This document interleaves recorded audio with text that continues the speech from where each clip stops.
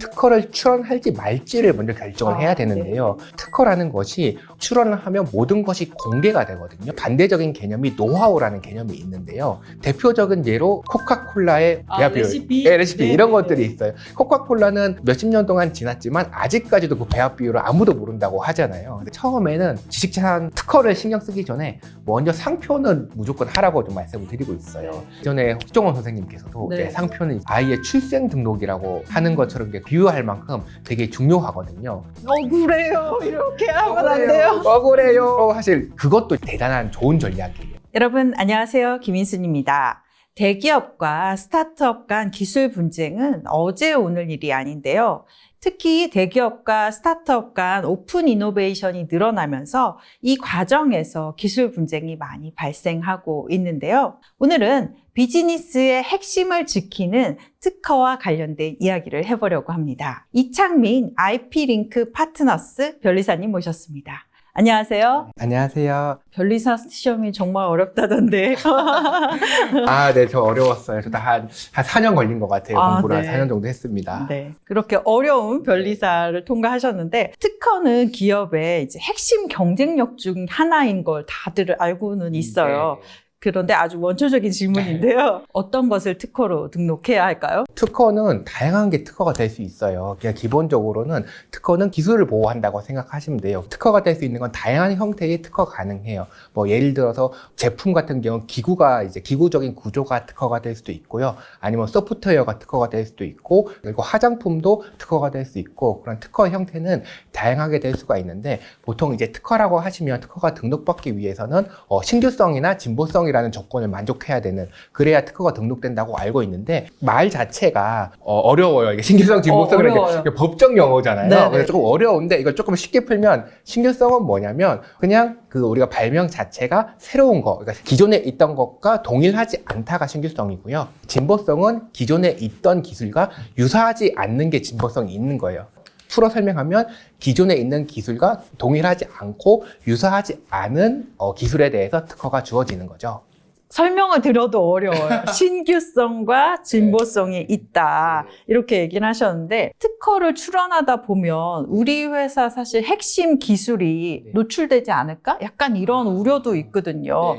그래서 기술을 개발했어요. 뭔가 아까 말씀하신 새로운 거, 뭔가 진보된 거, 이런 걸 개발을 했는데, 그럼 그런 것들을 언제 특허를 출원해야 기술 노출을 막을 수 있을까요? 그거 관련해서 언제라는 것을 생각하기 전에 먼저 특허를 출원할지 말지를 먼저 결정을 해야 되는데요. 아까 말씀하셨던 대로 특허라는 것이 출원을 하면 모든 것이 공개가 되거든요. 그렇죠. 1년 6개월 지나면 공개가 되는데, 그 이유는 이제 특허라는 것이 기술 공개를 대가로 독점권을 주는 것이기 때문에 공개가 되는 것인데요. 그래서 공개를 전제로 한다면 과연 우리 기술을 공개하는 것이 맞느냐, 이게 먼저 고민이 돼야 되는데, 기준은 뭐냐면 우리가 제품이 출시되었을 때 이 제품을 출시하면 우리 기술도 공개되느냐 공개되지 않느냐, 이거를 좀 관점으로 보실 수가 있으실 것 같아요.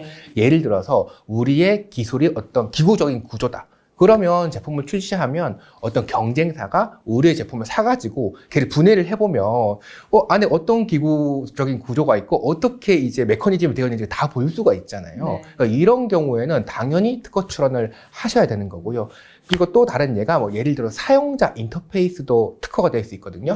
예를 들어서 이제 홈페이지에 있던 그래프의 어떤 모양이라든지 이런 것도 이제 특허로 낼 수가 있는데, 그런 것들도 사용자가 다 보는 거잖아요. 그러니까 그렇기 때문에 제품이 출시가 되면 공개가 되는 거기 때문에 그런 것들은 특허 출원을 당연히 하셔야 되는 거고, 그 외에 이제 반대적인 개념이 노하우라는 개념이 있는데요. 그러니까 노하우는 우리가 비밀로 지킴으로써 공개되지 않게 함으로써 보호를 하는 건데, 대표적인 예로 이제 코카콜라의 배합 비율, 레시피 이런 것들이 있어요. 코카콜라는 몇십 년 동안 지났지만 아직까지도 그 배합 비율을 아무도 모른다고 하잖아요. 이런 것들이 노하우로 지켜서 자신의 기술을 잘 이제 보호한 그런 예가 되죠.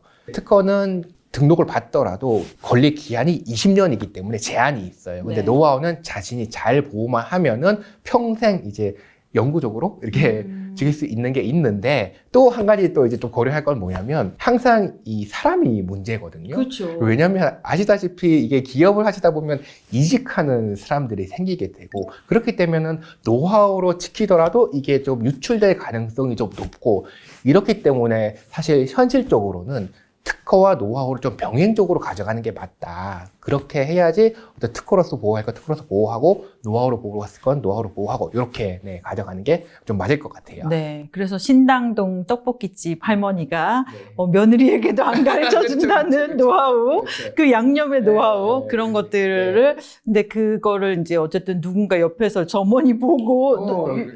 유출할 수 있는 거잖아요. 맞아요. 그럼 항상 보면은 중국과의 사이에서도 보면 한국의 삼성 고위 인원이 중국에 가서 유출하고 기술 유출되고 뭐 이런 사건들이 많기 때문에 노하우로 보호하는 게 사실 이상적인 건데 조금 이제 쉽지는 않다. 워낙 그 사람 이슈가 있어서. 네, 보는 눈이 너무 많잖아요. 네, 맞아요. 네, 예. 네.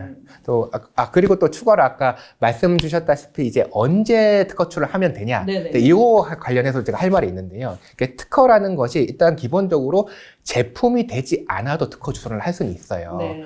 아이디어가 조금 발전된 우리 법적인 용어로는 또 이제 기술적 사상이라고 하는데 어려워요. 어려워요. 네. 좀 이제 그냥 제가 편한 말로는 네. 한 줄 아이디어가 아니라 내가 그 아이디어에 대해서 A4지 한 장으로 쓸 수 있다. 그 정도면 출원이 가능해요. 네. 그래서 특허 그 제품 발전 단계를 보면 기획 단계가 있고 그럼 제품에 대해서 뭐 예를 들어서 뭐 안마의자라고 치면 그 제품을 기획하는 단계가 있고 실질적으로 그거를 기구 설계라든지 전자회로 설계라든지 이렇게 설계하는 단계가 있고 마지막에 양산이 돼서 제품이 나오는 단계가 있잖아요. 네. 바람직하게는 기획할 때도 특허 출원을 하고요. 네. 그 다음에 설계를 하면 특허 출원을 또 하고 또 이제 양산이 되면 특허 출원을 또 하고 이게 제일 바람직하긴 해요. 많이 해야 되네요. 많이 해야 돼. 왜냐하면 이게 기획 단계에서 제품이 양산될 때까지 제품이 바뀌거든요. 맞아요. 이 기획 때의 제품이 그대로 양산되는 경우는 거의 없어요. 이게 기능이 추가되기도 하고 있던 기능이 변경되기도 하고 기능이 바뀌기도 하고 설계가 변경되기도 하기 때문에 기본적으로 특허가 가치가 있으려면 제품과 특허가 매칭이 되어야 되는데 이렇게 기능이 변경되게 되면은 처음에 낸 특허와 제품이 매칭이 안 되는 경우가 발생하기 때문에 변경이 있을 때마다 지속적으로 특허 출원을 하는 것이 바람직하다. 하지만 네, 하지만 네. 이제 스타트업 씬에서는 네. 이게 비용이 많이 들잖아요. 많이 들죠. 항상 비용이 많이 들기 때문에 이건 좀 이제 중견기업이나 대기업 수준에서는 이렇게 하는 거고요. 좀 이제 스타트업 수준에서는 너무 기획 단계에서 너무 이제 제품과 기획이 다를 확률이 높으니 어느 정도 기획 단계를 지나서 제품이 어느 정도 형성을 갖출 정도의 설계가 됐다. 그 정도 되면 아무래도 이 제품으로 이제 제품까지 나올 거다라는 어떤 그런 컨센서스가 이루어졌다고 보기 때문에 한 그 정도의 좀 특허출을 하는 것이 바람직하다. 저는 그렇게 추천을 드리고 있습니다. 네, 알겠습니다. 지금도 말씀을 하셨는데 이런 기술 또 기획 단계에서 아이디어도 특허를 낼 수 있다고 해서 대부분 이제 우리가 알고 있는 거는 기술은 특허를 낼 수 있다 네. 이렇게 얘기하는데 네. 또 비즈니스 모델도 특허가 되는 거죠. 네. 특허의 종류가 어떤 것들이 있는지 좀 설명 부탁드릴게요. 네, 말씀하셨다시피 비즈니스 모델도 특허가 될 수 있는데 이제 일반 소비자들이 생각하는 비즈니스 모델이랑 그 특허에서 생각하는 비즈니스 모델은 조금 다른 게 있어요. 네, 그 차이를 설명해 주세요. 그 뭐냐면 기본적으로 특허는 사람의 행위가 들어가면 안 돼요. 그러니까 사람이 중간에 들어가서 판단을 하거나 사람의 중간에 개입이 돼서 뭔가를 하게 된다면 그런 부분이 이제 특허가 안 되는 부분이거든요. 네. 그래서 비즈니스 모델이 있다면 그 비즈니스 모델이 약간 컴퓨터에 의해서 또는 소프트웨어에 의해서 이루어지는 부분을 떼가지고 그 부분에 대해서만 이제 특허가 가능하지 사람이 어떻게 판단하고 결정을 내리고 이런 부분은 제한성이 없기 때문에 이런 것들은 이제 특허가 될 수는 없어요. 그래서 저희 같은 경우는 스타트업에서 비즈니스 모델을 가지고 오시면 그걸 분석을 해가지고 여기서 여기는 사람이 개입되고 이걸 다 이해를 해야 돼요. 그래서 이해를 해서 이 부분에는 사람이 개입되고 여기서부터 그럼 여기까지를 특허로 잡으면 되겠구나. 근데 이게 끝이 아니에요. 여기서 여기까지 특허를 잡으면 되겠구나를 먼저 확인을 하고 또 거기서 어느 부분이 포인트가 되겠구나라는 거를 저희가 또 캐치를 해야 돼요. 네. 그러니까 예를 들어서 비즈니스 모델이 있더라도 모든 비즈니스 모델이 그 기업의 새로운 거다. 그건 아니거든요. 그렇죠. 보통 한 7, 80%는 주변에서 좀 많이 쓰는 것들을 벤치마킹을 하시고 그 중에서 한 1, 20%가 좀 그들만의 핵심 기술이 들어간 경우가 많거든요. 그러면은 그 1, 20%를 발라내가지고 그 부분에 대해서 좀 특허화를 하는 그런 작업들이 좀 필요합니다. 네. 10년 전에 되게 유명한 이제 세기의 특허 소송이 있었잖아요. 맞아요. 삼성과 애플의 그 스마트폰 관련 특허 소송이 있었는데 그때 사실 우리나라 국민들도 많이 특허에 대해서 공부하지 않았을까? 이런 생각이 드는데 그때도 보면 이제 애플이 낸 특허에 대해서 삼성이 무효 심판 청구를 한다거나 이런 일이 있었어요. 네. 그래서 사실 스타트업 입장에서도 그런 생각이 들 것 같아요. 특허 이렇게 힘들게 그 20% 발라서 정말 어렵게 돈도 많이 들여서 냈는데 이렇게 무효 심판 청구돼서 만약에 무효화되면 말짱 꽝이잖아요. 맞아요. 네.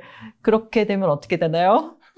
그래서 특허를 처음에 낼 때 좀 잘 내야 되는데요. 네. 그러니까 저희 표현으로는 이제 무기를 만든다고 생각을 하거든요. 네. 그러니까 특허 하나가 무기인데, 말씀하셨던 대로 무효 심판이라는 것이 있기 때문에 그 무기를 만들면 그 중에 몇 개는 죽을 수가 있어요. 통계도 있는데 우리나라 기준으로 무효 심판을 청구하면 청구된 거 대비 인용률이 거의 50%에 달할 정도로 무효율이 상당히 높아요. 반반이네요. 네, 이게 상당히 높은데 그 이유가 현실적으로 그 심사관, 특허청 심사관께서 모든 전 세계의 어떤 그런 자료를 다 볼 수 없는 그런 한계가 있기 때문에 무효율은 이제 높을 수밖에 없고, 그렇기 때문에 저희가 특허 출원을 할 때 그 하나의 기술에 대해서 하나의 포인트만 잡진 않고요. 이거를 무기를 저희는 한 여러 개 만든다고 생각을 해요. 하나의 무기만 만들지 않고 뭐 최소 뭐 3개 아니면 5개, 10개 이렇게 여러 가지 무기를 만들어서 특허를 등록시켜야지, 그렇게 등록되면 한 2개가 죽더라도 나머지는 살아남으니까 그런 것들로 이제 방어를 할 수 있게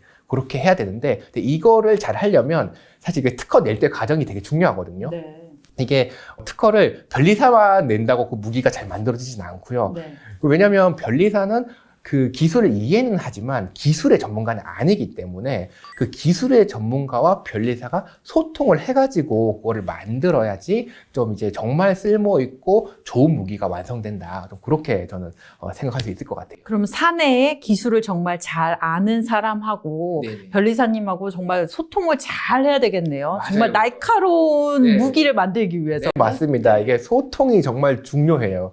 그래서 소통이 조금 어려우면은 이제 그런 무기가 좀 잘 안 만들어지는 경우가 있기도 해요. 기술을 하시는 분은 언어랑 그 변리사의 언어가 다르거든요. 네, 맞아요. 언어가 다르고 영어도 다르다 보니까 얘기를 많이 하고 소통을 많이 해서 그 합의점을 찾아가지고 그 무기를 잘 만들 수 있는 그런 과정이 필요합니다. 사실 특허까지 신경 쓸 여유가 사실은 없어요.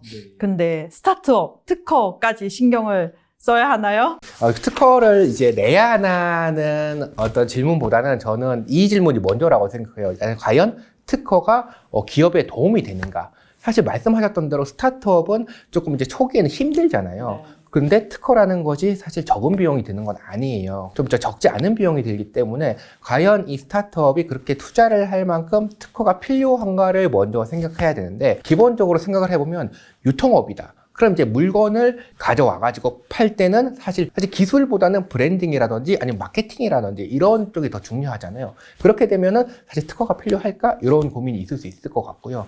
그 다음에 뭐 플랫폼 기업 같은 경우는 사실 기술보다는 어떤 이용하는 고객의 수라든지 액티브 유저가 중요한 거잖아요. 그렇죠. 그러니까 그렇기 때문에 사실 기술 때문에 그 고객들이 이 플랫폼을 쓰는 건 아니니까 과연 특허가 필요한가? 이런 측면에서 이제 고민을 해봐야 되는데, 말씀드릴 수 있는 건 장래를 생각했을 때 특허가 필요하긴 해요. 왜냐면 예를 들어서 네이버, 카카오 플랫폼이잖아요. 네. 근데 특허 되게 많이 가지고 있거든요. 그리고 쿠팡, 네. 유통업을 하시는 네. 특허가 없을 것 같잖아요. 네. 특허 되게 많이 갖고 있거든요. 그래서 장래를 봤을 때는 특허가 필요한데, 그럼 내가 과연 이 특허를 쓸 곳이 있는가라고 생각을 하고, 내가 쓸 곳이 있다, 필요하다라고 생각하면 이제 특허를 하는데요. 보통 그래서 특허를 왜 내느냐라고 생각을 하면, 첫 번째는 당연히 기술 보호. 그러니까 기술이 있다면 기술 보호를 위해서 내는 거고요.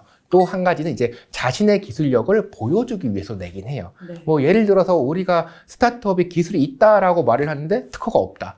약간 언매칭이거든요. 예, 그랬기 때문에. 그렇죠. 뭔가 특허증이 있어야 네. 우리가 우린 진짜 인정받은 기술이 있어요. 약간 이런 네, 느낌이 그런 있죠. 느낌이 좀 네. 있어요. 그러니까 기술 보고가 있고요. 두 번째는 이제 마케팅 용어로도 많이 쓰세요. 이제 뭐 예를 들어서 뭐 많이 보셨을 거예요. 특허받은 뭐뭐뭐. 특허받은 뭐 예를 들어 특허받은 바디 브랜드 특허받은 뭐 마사지 모드 이런 거 많이 있었었거든요. 그다음에 이제 매출 증진을 위해서 많이 쓰는데 그 매출 증진을 위해서 어떤 인증 제도들이 있어요. 좀 이제 정부에서 이제 수의 계약이라고 하죠. 네. 간을 이제 상대로 하는 기업들 같은 경우에는 수의 계약을 하는데 그때 뭐 예를 들어 벤처 창업 혁신 조달 제품이라든지 아니면 조달청 우수 제품이라든지 이런 것들이 이제 인증을 받으면 수의 계약을 할 수 있는데 이런 것들을 받기 위해서는 또 특허가 필수적이에요.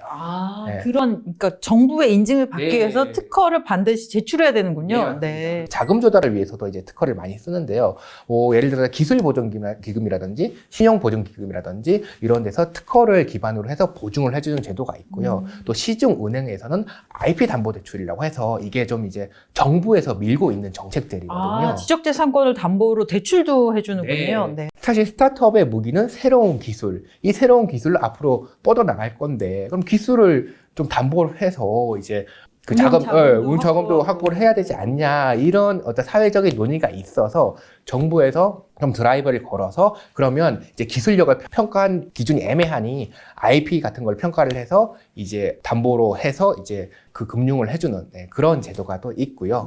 또 마지막으로 이제 상장을 할 때도 특허가 필요한 경우가 있습니다. 많이들 아시겠지만 기술등록 상장이라고 해서 기술등록 상장은 사실 상장이 되려면 숫자가 나와야 되고 매출액도 나와야 되고 영업이익이 나와야 되고 하지만 또 말씀드렸다시피 스타트업이 지금 기술력은 있지만 매출이 안 나오고 영업이익이 안 나오는 회사들이 많이 있잖아요. 그렇죠. 기술력은 있지만. 그런 회사들이 자금 조달만 좀 되면 확 성장할 것 같은데, 그런데 지금의 어떤 전통적인 제도로서는 그런 자금 지원을 해줄 수가 없으니까 기술특례 상장을 통해서 기술력을 평가해가지고 상장을 시켜주는데, 그때 당연히 이제 특허가 하나의 필수 요소로 포함되어 있습니다. 네, 그런 기술특례 상장 기업들 보면 특허 몇 건이 제일 앞에 나온 것 같아요. 기술 등급하고. 네, 맞습니다. 기술 등급을 받을 때 또 특허가 또 중요하죠. 네.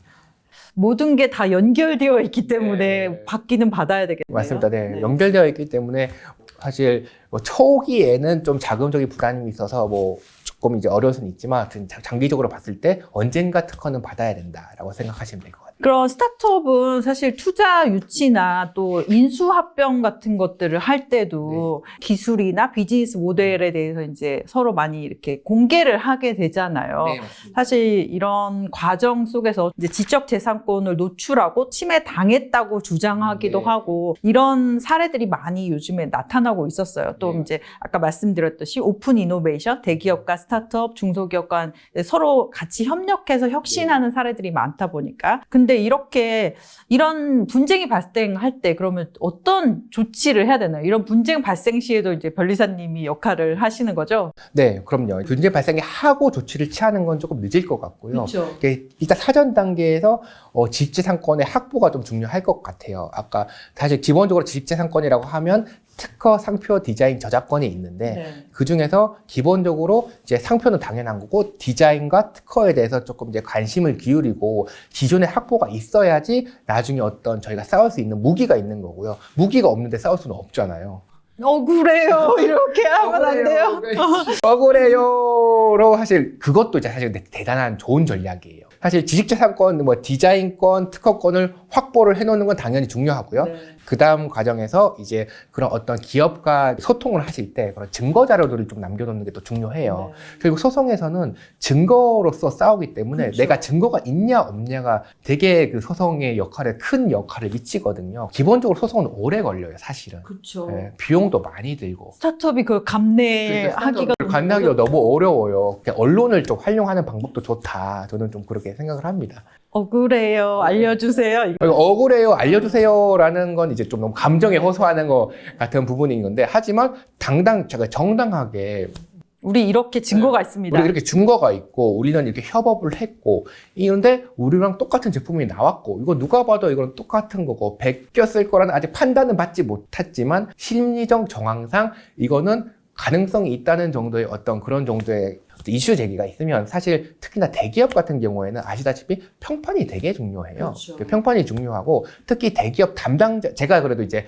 바디프렌드라는 중견기업의 IP 전략실 실장으로 있었었거든요. 네네네. 담당자 입장에서는 문제를 좀 만들고 싶지 않아 해요. 대기업 생활을 해보시면 아시겠지만 문제를 안 일으키는 게 되게 중요하잖아요. 대기업 내에서. 네. 그렇죠. 그래서 그 때문에 그렇게 문제가 될 가능성이 있으면 좀 이제 아무래도 그 중소기업이 우위에 설 수 있는 부분이 있기 때문에 뭐 적절하게 언론과 이제 소통하는 것도 되게 좋은 방법이다. 그렇게 생각합니다. 네. 지금도 말씀해 주셨는데 지금까지 이제 많은 뭐 특허 등록도 하셨고 뭐 분쟁 사례도 겪으셨을 것 같은데 기억에 남는 사건 하나 소개해 주세요. 그 제가 지금 이제 SJ 파트너스 특허법인에 있을 때 의뢰인이 오셨는데 그 의뢰인은 특허를 침해를 당한 입장에서요. 보통 특허 침해 소송을 받으면 일반적으로는 반대급부로서 무효 심판을 청구를 하거든요. 그러니까 왜냐하면 원인이 되는 특허가 죽어버리면 내가 침해가 아닌 게 되니까 그렇죠. 무효 심판 신청을 했는데 무효 심판 신청을 하면 기본적으로 무효 자료들을 찾아요. 그렇죠. 이 특허가 무효가 돼야 되는 이유를 찾는데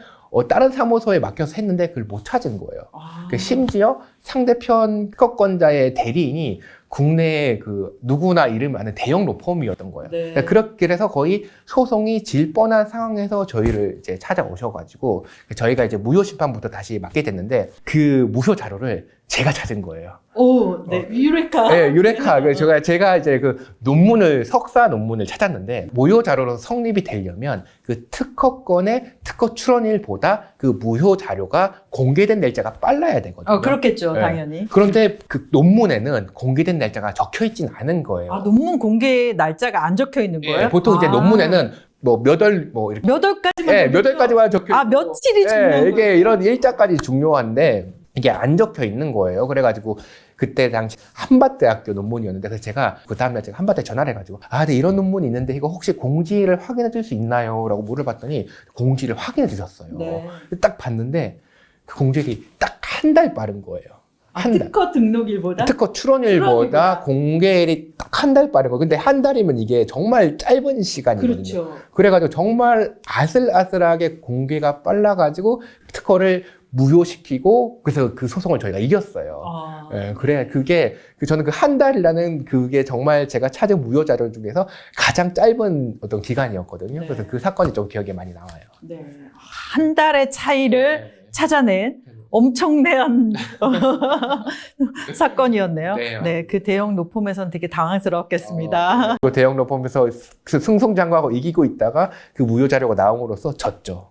네. 그렇게 이제 진짜 공개된 논문 이런 것도 그런 무효 심판 청구한테 되게 큰 그 증거가 되는군요. 네, 맞습니다. 보통 이제 그런 기술 관련된 그 분야에서 되게 다양한 어떤 기술들을 많이 내잖아요. 네. 그리고 아무래도 특허보다 조금 이제 또 빨리 내는 경우도 있고 그렇기 때문에 논문이 가장 좀 이제 주요 무효 자료로서 활용이 많이 되고 있습니다. 네. 최신 우리 기술 얘기 좀 해볼까요? 네. 그러면 이제 웹3 한동안 좀 되게 핫했었는데 요즘 약간 주춤하긴 합니다. 여전히 이제 미국이나 일본 등 이런 데서 웹3에 대한 가능성에 대해서 얘기를 많이 하고 있는데 웹3의 이제 중요한 부분 중에 하나가 이제 NFT인데요. NFT로 만들어지는 상품에 대해서도 상표권이나 뭐 특허권을 획득할 수 있는지 좀 궁금을 해요.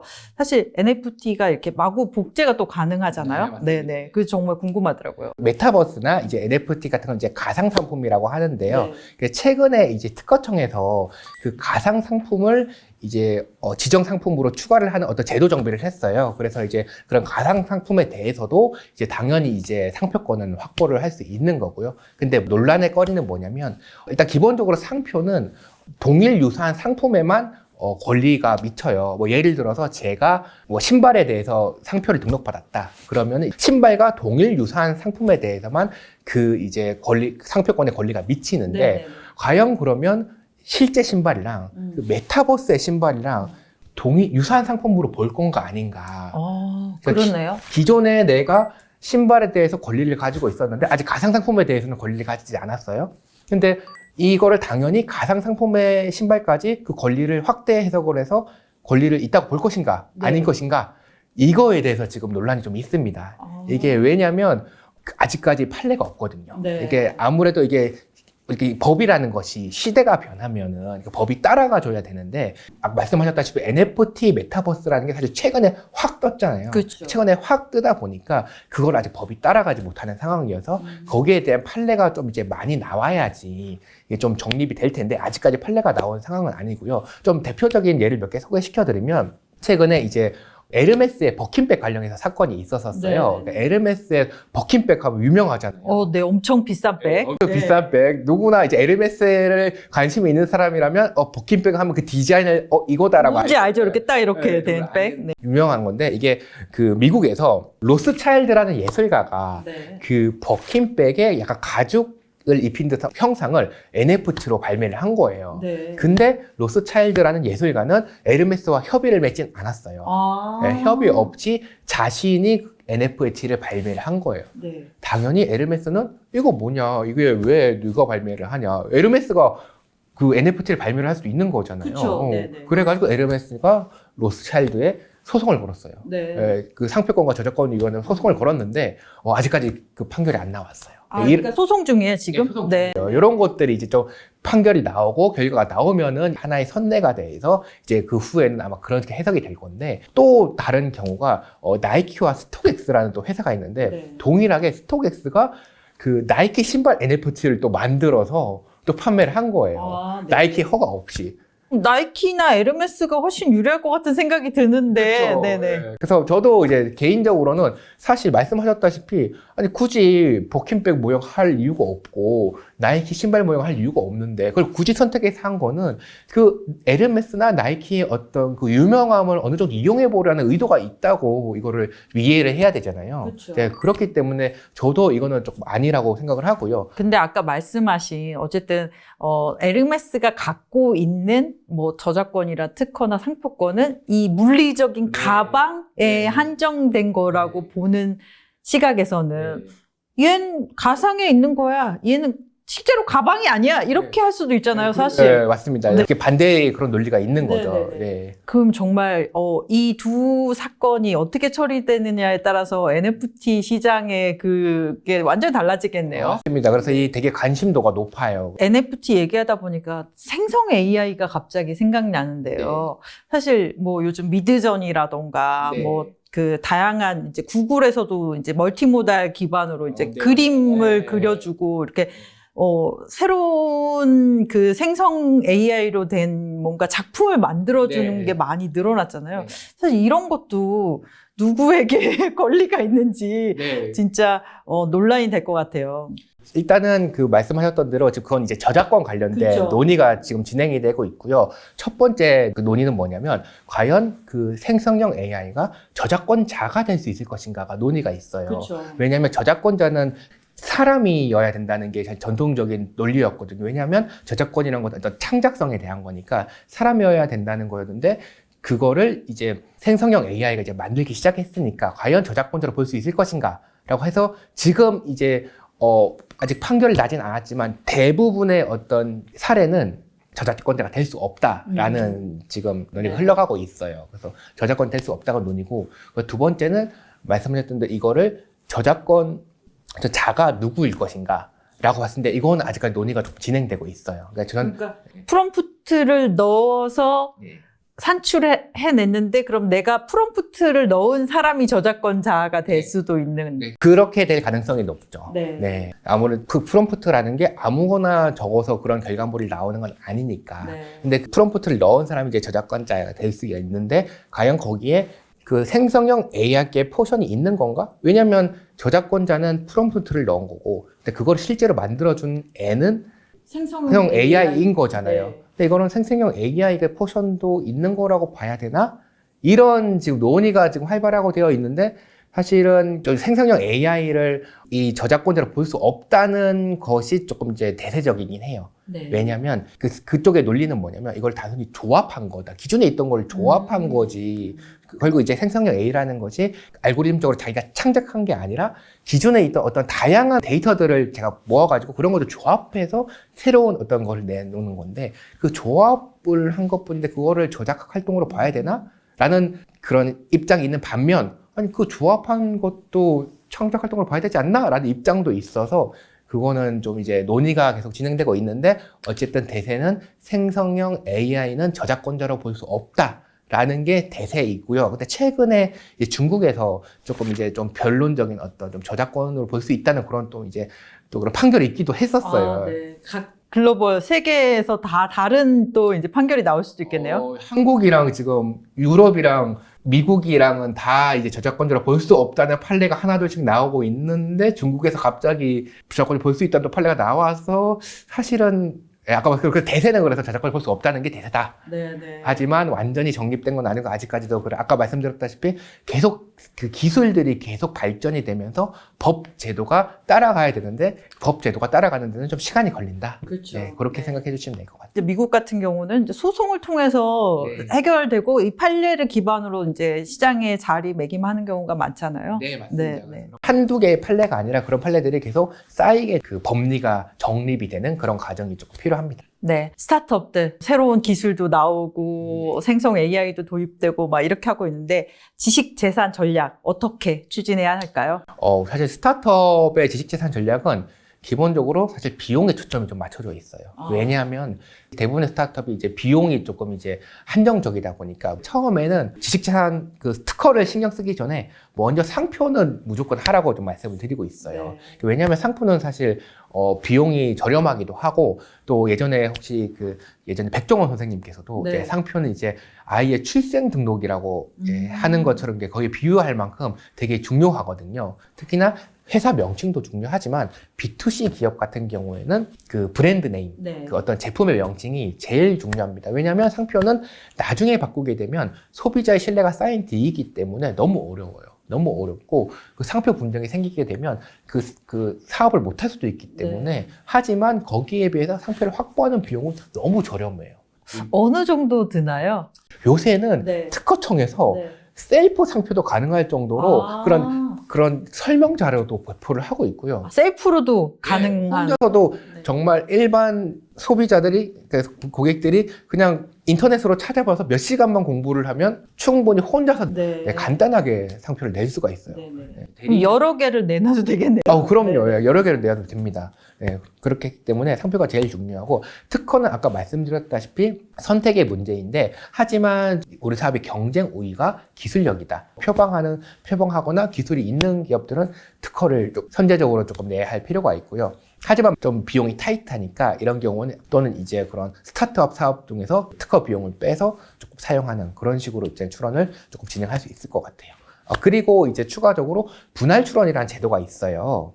나눠서 출원? 이런 건가요? 네, 비슷합니다. 비슷한데 하나의 특허를 이제 하나를 등록을 받는데 조금 쪼개라는 느낌으로 해서 하나의 특허를 이용해서 한 두세 개의 특허로도 이제 저희가 등록받을 수가 있거든요. 왜냐하면 이제 권리범위라는 것이 있는데 아까 말씀드렸다시피 무기를 10개 만든다고 했잖아요. 그거를 할 수 있는 이유가 분할 출원을 통해서 권리범위를 조금 이제 다양하게 해서 특허를 등록받을 수가 있거든요. 그래서 그런 분할 출원 제도를 활용해서 특허를 한 개보다는 두 개보다는 세 개 이상이 아무래도 이제 권리 보호에도 좋고 이제 외형적으로도 좋으니까 그런 식으로 조금 이제 합리적인 가격으로 그 특허를 좀 확보할 수 있는 방안이 필요합니다. 그러니까 분할 출원을 하게 되면은 스타트업에서 어떤 기술에 대해서 특허를 받았다? 그러면 그거에 파생된 뭔가 다른 기술에 대해서 또 받는 건가요? 그런 개념보다는 저희가 특허 문서의 구조를 보시면 그 청구항이라는 부분이 있고 발명의 상세한 설명이라는 부분이 있어요. 이제 청구항은 권리를 가져가는 부분이고요. 발명의 상세한 설명은 그냥 발명을 설명한 부분인데 보통 청구항보다 발명의 상세한 설명에 많이 적혀 있거든요. 발명을 설명하다 보니까. 그런데 우리의 권리는 청구항에만 발생을 하는 거예요. 그러면 청구항에 발명의 상세한 설명이 있는 부분을 조금 더 이제 추가를 하거나 조금 이제 변경을 하거나 이렇게 하면은 권리 범위라는 것이 달라지게 되고 그럼 그것이 새로운 특허가 됩니다.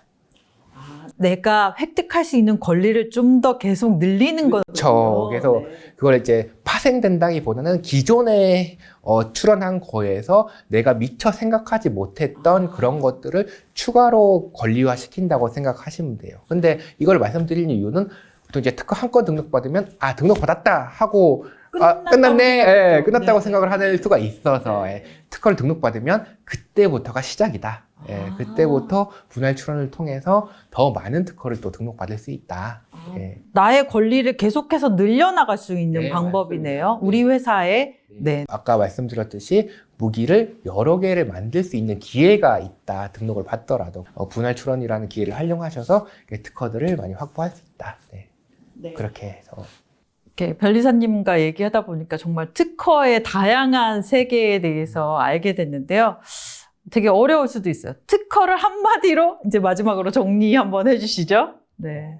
저는 특허는 다용도 무기라고 생각을 해요. 비즈니스를 위한. 아까 말씀드렸다시피 특허가 있으면 활용할 수 있는 게 너무 많아요. 당연히 이제 기술 보호로서도 활용을 할 수 있고, 아까 마케팅용으로도 활용할 수 있고, 자금 조달을 위해서 필요한 쓸 수도 있고, 마지막으로 아까 말씀드렸다시피 상장을 위해서도 쓸 수 있고, 다양하게 비즈니스를 위해서 쓸 수 있는 무기이기 때문에 다용도 무기다. 그래서 가능하시면 특허를 꼭 확보를 하셔라. 네, 이런 걸 또 추천드리고 싶습니다. 네, 감사합니다. 오늘은 여러분의 사업의 핵심 무기가 될 수 있는 특허에 대해서 이야기를 나눠봤습니다. 오늘 이야기는 여기까지입니다. 여러분 시청해주셔서 고맙습니다. 테크 트렌드를 뺀 내년 트렌드 전망이 무의미해졌습니다. 어떤 트렌드도 IT 트렌드의 중력을 벗어날 수 없습니다. 그래서 티타임즈가 준비한 2024 IT 트렌드 강좌 LLM이 모든 것을 집어삼킨다. 2024년은 챗 GPT를 만든 초거대 언어 모델 LLM이 모든 기기, 모든 서비스에 스며드는 원년이 될 것입니다. LLM이 스마트폰 이후 최대의 하드웨어 전쟁, 인터페이스 전쟁을 촉발할 것입니다. LLM이 모든 것을 집어삼킬 2024년, 우리는 어떻게 비즈니스 기회를 발굴해야 할까요?